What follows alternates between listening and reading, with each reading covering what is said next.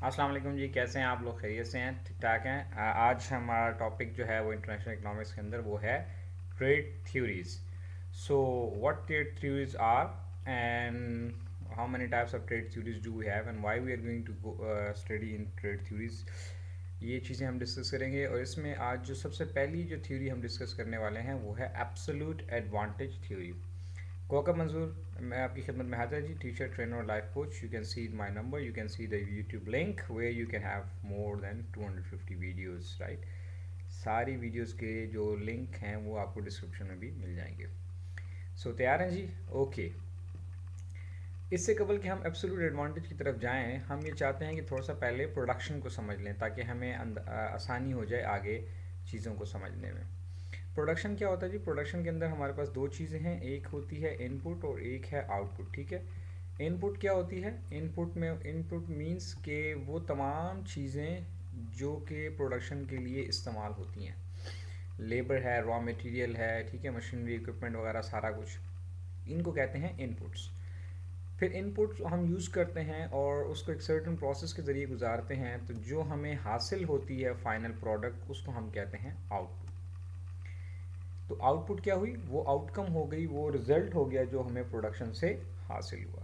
तो प्रोडक्शन को हम क्या कहेंगे? It's a process that transforms the resources, यानी इनपुट्स को क्या करता है? ट्रांसफॉर्म करता है इनटू आउटपुट। इसकी आसान सी मिसाल ले लें कि आप फैक्ट्री है आपके पास, ठीक है, गंदम की और आटे की फ्लोर मिल है, और आपने गंदम लाए और गंदम इज़ योर इनपुट, ठीक है, इट्स ए रॉ मटेरियल। उसे सर्टन प्रोसेस से गुजारा और वो जो आपको प्रोडक्ट बन के आया आटे की सूरत में, वो आपकी आउटपुट हो जाएगा। ठीक हो गया जी। इसी के साथ एक और कॉन्सेप्ट है अपॉर्चुनिटी कॉस्ट का, जिसकी बेस है जो कि बेस है हमारी एब्सोल्यूट एडवांटेज थ्योरी की। तो हम इसको इसलिए बड़ा इम्पोर्टेंट है समझना। अपॉर्चुनिटी कॉस्ट, आप में से शायद कुछ लोगों को इल्म भी होगा पहले से, माइक्रो इकोनॉमिक्स में पढ़ा होगा। Opportunity cost is what we give up when we make a choice. यानी जब हम चूज़ करते हैं किसी चीज़, दो चीज़ों के दरमियान, एक को ऑप्ट कर लेते हैं, एक को छोड़ देते हैं, वो जो छोड़ देते हैं वो हमारी अपॉर्चुनिटी कॉस्ट होती है। मिसाल के तौर पे आप अभी ये वीडियो देख रही हैं या देख रहे हैं, तो आप इस टाइम में फेसबुक भी चला सकते थे, इस टाइम में किसी जगह जॉब भी कर सकते थे, इस टाइम को किसी और काम में यूटिलाइज कर सकते, ठीक है। तो वो जो आपने सारा सेक्रीफाइस किया, वो एंटरटेनमेंट, वो leisure time, and you are here just watching this video and studying it, तो इस स्टडी की जो अपॉर्चुनिटी कॉस्ट होगी वो सारा लेजर टाइम होगा। दूसरी मिसाल ले लें, आप मूवी देखने जाते हैं, ठीक है, तो आप मूवी जब देखने जाएंगे तो टिकट ख़रीदेंगे। वो टिकट सिनेमा का लेट सपोज आपने ख़रीदा 500 रुपये का या जितने का भी है, तो वो 500 रुपये आपने सेक्रीफाइस कर दिए। वो जो सेक्रीफाइस कर दिए किस लिए? Just to get some entertainment. तो वो जो हम सेक्रीफाइस कर देते हैं, वो जो चीज़ें कुर्बान कर देते हैं, उसको कहते हैं अपॉर्चुनिटी कॉस्ट, क्योंकि आपने एक चीज़ को ऑप्ट किया और दूसरी को सेक्रीफाइस, यानी पैसे को कुर्बान किया और मूवी को ऑप्ट किया। ठीक है जी। अब यहाँ तक समझ गए। अब हम करते हैं जी अपॉर्चुनिटी कॉस्ट की explanation, sorry absolute advantage. Absolute advantage जो है ये बाबा आदम स्मिथ ने कॉन्सेप्ट दिया था। इसको भी आप अच्छी तरह से जानते होंगे जितने भी इकोनॉमिक्स के स्टूडेंट हैं। इसने ये कहा था कि देखें, हर जितनी भी नेशंस होती हैं, जितने भी मुल्क होते हैं, वो सब सारी प्रोडक्ट्स एक तरह से प्रोड्यूस नहीं कर सकते। उसने ये कहा, मैं आपको नटशेल इसका दे रहा हूँ बस क्रक्स, कि उसने ये कहा था कि हर मुल्क जो है वो किसी एक चीज़ में ज़्यादा एफिशिएंट होगा और या किसी चंद चीज़ों में ज़्यादा एफिशिएंट होगा, जबकि दूसरा मुल्क जो है वो दूसरी चीज़ों में ज़्यादा एफिशिएंट। तो अब इनको करना क्या चाहिए कि जिन चीज़ों में ये कम एफिशिएंट है उसको छोड़ दें प्रोडक्शन, और उसी पे फोकस करें जिस पर ये ज़्यादा एफिशिएंटली यानी ज़्यादा अच्छे से प्रोड्यूस कर सकते हैं। आप उस पर जब फोकस करेंगे तो उनके पास काफ़ी प्रोडक्शन हो जाएगी, तो कुछ तो हो जाएगी कंज्यूम मुल्क के अंदर, जो बाकी होगी वो दूसरे मुल्क को बेच दें, उस मुल्क को कि जो कि इसमें ज़्यादा अच्छा नहीं है। इसको एक एग्जांपल के ज़रिए समझ लेते हैं। लेट्स सपोज दो मुल्क हैं, कीनिया एंड पाकिस्तान, ठीक है जी। पाकिस्तान जो है वो एफिशिएंट है कॉटन के अंदर, ठीक है, और कीनिया जो है वो एफिशिएंट है टी के अंदर। वो चाय जो है वो बहुत अच्छी प्रोड्यूस होती है। तो अब हम क्या कहेंगे कि पाकिस्तान को एज़ पर एब्सोल्यूट एडवांटेज क्या कहेंगे जी? पाकिस्तान को फोकस करना चाहिए कॉटन के लिए और चाय जो थोड़ी मोटी यहाँ प्रोड्यूस हो रही है उसको तर्क करके इसको सिर्फ और सिर्फ सारे रिसोर्सेज कॉटन पे फोकस करने चाहिए। इसी तरह कीनिया में चाय को, कीनिया में जो है उनको चाहिए कि ज़्यादा रिसोर्सेज वो चाय पे फोकस कर दें। तो होगा क्या, दोनों के पास क्या होगा, पाकिस्तान के पास कॉटन की एक्स्ट्रा प्रोडक्शन आ जाएगी और कीनिया के पास चाय की एक्स्ट्रा आ जाएगी। तो अब ये दोनों एक दूसरे को एक्स्ट्रा प्रोडक्शन बेच के अपने अपने मतलब की चीज़ें ले सकते हैं। इस तरह से दोनों को फ़ायदा होगा। ये है जी कहना बाबा आदम स्मिथ का। इसको उसने नाम दिया एब्सोल्यूट एडवांटेज। एब्सोल्यूट का मतलब है एक मुल्क की बढ़तरी है एक चीज़ की प्रोडक्शन में और दूसरे मुल्क की बढ़तरी है दूसरी चीज़ की प्रोडक्शन में। तो उसने कहा कि इस तरह से वो अब उसी चीज़ में ही प्रोडक्शन करें जिसमें वो बेहतर हैं, ताकि वो एक्स्ट्रा प्रोडक्शन को क्या कर लें, शेयर कर सकें उस मुल्क के साथ जिसकी वहाँ ये प्रोडक्शन कम होती है। अच्छा, अब इसको ना एक न्यूमेरिकल एग्जांपल के ज़रिए भी देख लेते हैं। फ़र्ज़ कर लेते हैं कि अच्छा इस थ्योरी की एक बात ये है कि हम इसको जो है वो दो मुल्कों और दो प्रोडक्ट से स्टार्ट करते हैं, ठीक है, ताकि समझने में आसानी हो। फिर हम इसको ज़्यादा जनरलाइज भी कर सकते हैं बाद में, क्योंकि वैसे तो आपको पता है कि कोई भी मुल्क सिर्फ दो चीज़ें नहीं प्रोड्यूस करता, और ना ही सिर्फ दुनिया में सिर्फ दो मुल्क होते हैं। एक मुल्क बहुत सारी चीज़ें प्रोड्यूस कर रहा होता है और वो बहुत सारी चीज़ों में एफिशिएंट होता है। तो हम यहाँ पे सिर्फ थ्योरी को समझने के लिए जो है एडम स्मिथ ने 2x2 का कॉन्सेप्ट दिया है कि दो प्रोडक्ट से स्टार्ट करें और इसे कॉन्सेप्ट समझ के फिर इसको जर्नलाइज किया जा सकता है। अच्छा जी, क्या है, पाकिस्तान अगर सारे रिसोर्सेज कंज्यूम कर दे शू प्रोडक्शन के ऊपर तो 10 पेयर ऑफ शू बना सकता है, 10 million 10 billion what ever, right.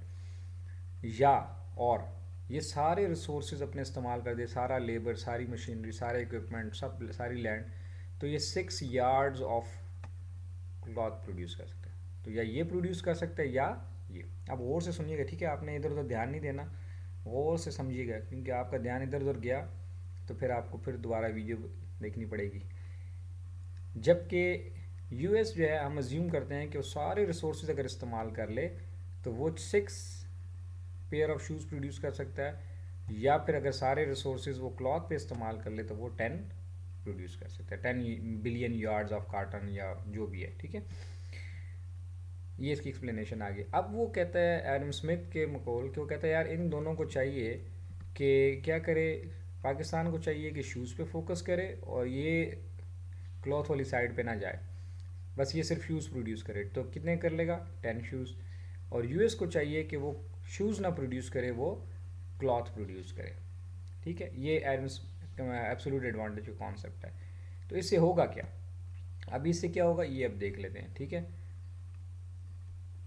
पहले तो ये था कि या ये कर सकता है या ये कर सकता है या ये कर सकता है या ये कर सकता है, ठीक है।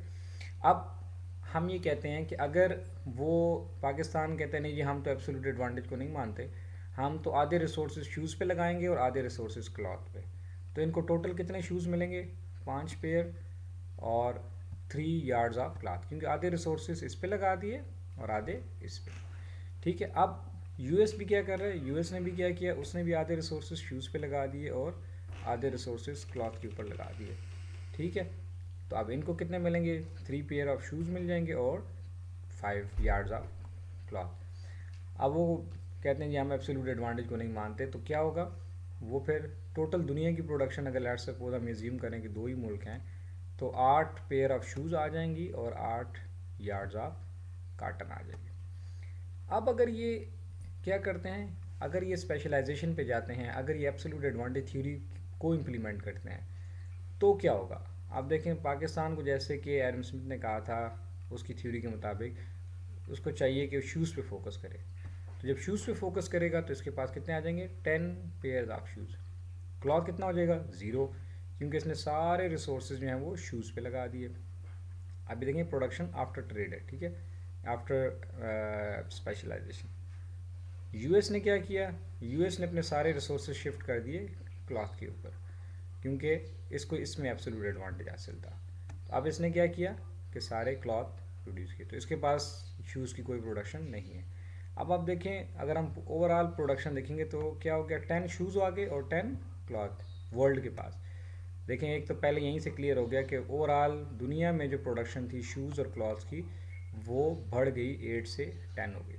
तो गोया पहला कॉन्सेप्ट ये इस्टेब्लिश हो गया कि क्या होगा कि जब मुल्क एब्सोल्यूट एडवांटेज पे जाते हैं, यानी वो चीज़ें प्रोड्यूस करते हैं जिनमें उनको एफिशिएंसी हासिल है, जो अच्छे से प्रोड्यूस कर सकते हैं, तो वो क्या होगा, वो प्रोडक्शन को बढ़ा देगी। जैसे कि यहाँ पे ज़ाहिर है, तो ओवरऑल शूज़ की प्रोडक्शन भी दुनिया में बढ़ गई और ओवरऑल क्लॉथ की प्रोडक्शन भी बढ़ गई। अब अगला क्वेश्चन ये है कि भाई पाकिस्तान को तो क्लॉथ चाहिए, तो वो क्या करेगा, इसी तरह अमेरिका को शूज़ भी चाहिए। तो अब ये क्या करेंगे, अब इनके पास पहले आ सकते थे 5, अब इसके पास 10 है, यानी 5 पेयर ऑफ शूज़ एक्स्ट्रा हैं। तो ये 5 पेयर में से कुछ शूज़, लेट सपोज एक भी दे दे, दो भी दे दे, तीन भी दे दे, तब भी इसके पास जो हैं 8 या 7 शूज़ रह जाएंगे। तो वो इसको दे देगा, तो इसको फ़ायदा हो जाएगा। यानी अगर ये इसको 4 शूज़ दे दे, आप गौर से सुनिएगा, ठीक है, ये तो मैंने आपको बता दी ना, 10 से 8 हो गया, 2 पेयर ऑफ शूज़ ज़्यादा हो गया और 2 पेयर ऑफ यार्ड ज़्यादा हो गए। अब इसको समझिए कि एक्सचेंज कैसे करेंगे, सादा लफ्ज़ों में समझ लें, अपॉर्चुनिटी कॉस्ट को। अगर ये 10 में से 4 शूज़ इसको दे दे, तो इसके पास कितने आ जाएंगे, यूएस के पास 4, पहले कितने आ रहे थे 3, पाकिस्तान के पास कितने रह जाएंगे 6, क्योंकि 10 में से 4 दे दिए। पहले कितने बन रहे थे 5, तो गोया पाकिस्तान को शूज़ में फ़ायदा हो गया और यूएस को भी शूज़ में फ़ायदा होगा। बदले में यूएस क्या देगा, यूएस इसको let suppose 4 yard of cloth दे देता है।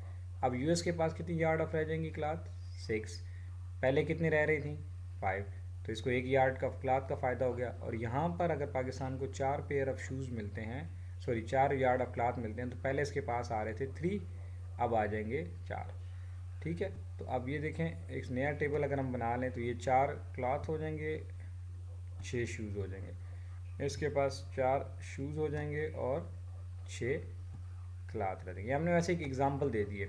अगर ये इस तरह भी एक्सचेंज कर लें, तब भी देखें दोनों के हो, पहले 5 और 3 थे, अब 6 और 4 हो गए, इसके पास 3 और 5 थे और अब 4 और 6 हो गए। ज़रूरी नहीं है कि इतनी इस लेवल पे एक्सचेंज करेंगे और एक कपड़ा जो है क्लॉथ का कितने शूज़ के बराबर आता है। लेकिन कहने का मकसद ये जो एक्स्ट्रा प्रोडक्शन आई है ना, ये जो 2 पेयर ऑफ शूज़ और 2 यार्ड ऑफ क्लॉथ एक्स्ट्रा आ गए, ये दोनों को फ़ायदा देंगे।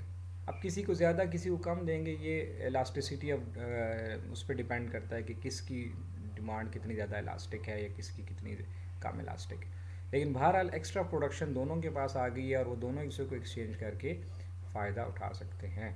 तो ये है जी एब्सोल्यूट एडवांटेज का कॉन्सेप्ट, कि जिसमें ये बताया गया है कि अगर मुल्क क्या करें, सिर्फ उसी चीज़ को प्रोड्यूस करें जिसमें वो स्पेशलाइज्ड हैं, तो उनके पास ज़्यादा प्रोडक्शन आ जाएगी और उस एक्सेस प्रोडक्शन के ज़रिए वो चीज़ें भी ख़रीद सकते हैं जो वो यहाँ पर प्रोड्यूस कर रहे थे, लेकिन ज़्यादा ख़र्चे पे कर रहे थे, तो वो उनको फ़ायदा हो जाएगा। जैसे कि इस केस में पाकिस्तान को भी फ़ायदा हुआ और यूएस को भी फ़ायदा हुआ। सो होप आपको कॉन्सेप्ट समझ में आ गया होगा। अगर वीडियो अच्छी लगी है, कॉन्सेप्ट समझ में आया, तो काइंडली दूसरों के साथ भी शेयर करें। Thank you very much.